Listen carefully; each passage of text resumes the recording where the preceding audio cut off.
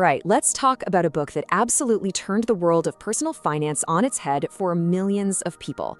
Robert Kiyosaki's Rich Dad, Poor Dad. This thing is part how-to guide, part personal memoir, and yeah, part total firestorm of controversy. So we're going to pull back the curtain on this book that promises the keys to the kingdom of financial freedom and see what's really there. This right here, this is the question that kicks the whole thing off. It's meant to stop you dead in your tracks. I mean, think about the advice we always hear. Go to a good school, get a safe job, save your money, and whatever you do, stay out of debt. Kiyosaki's big argument, that entire playbook, it isn't designed to make you rich. It's designed to keep you stuck in the middle. So how does he get this idea across? He frames his entire philosophy through a really simple but incredibly powerful story. It all comes down to a tale of his two fathers, who gave him completely opposite advice about money and life. And this is the core of it all. You've got his poor dad, that was his actual father, a super smart guy with a PhD who worked for the government. Then you had his rich dad, who was his best friend's dad, an entrepreneur who dropped out of school.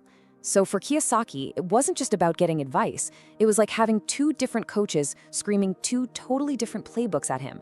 He had to figure out which game he wanted to win. And man, what a difference in those playbooks. His poor dad would say stuff like, the love of money is the root of all evil. But his rich dad, he'd say, no, the lack of money is the root of all evil. Poor dad's advice was, study hard so you can find a good company to work for. Rich dad's was, study hard so you can find a good company to buy. You see, it's a fundamental clash of mindsets. So, okay, if you want to break free from that poor dad way of thinking, how do you actually do it? Well, Kiyosaki lays out a few big ideas that he says are the absolute keys to financial freedom.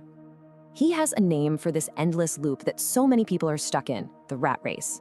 He says it's a life run by two big emotions. Number one, the fear of not having enough money to pay your bills. And number two, the greed that kicks in when you get a bigger paycheck. You get a raise, so you buy a nicer car or a bigger house. And suddenly, the trop just gets bigger. To get out of that race, Kiyosaki says there's really only one rule you have to get, but it's everything. It's deceptively simple.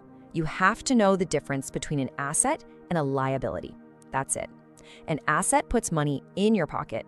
A liability takes money out of your pocket.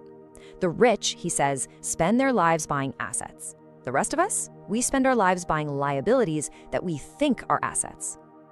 To help us understand how people make money and why it's so important where it comes from,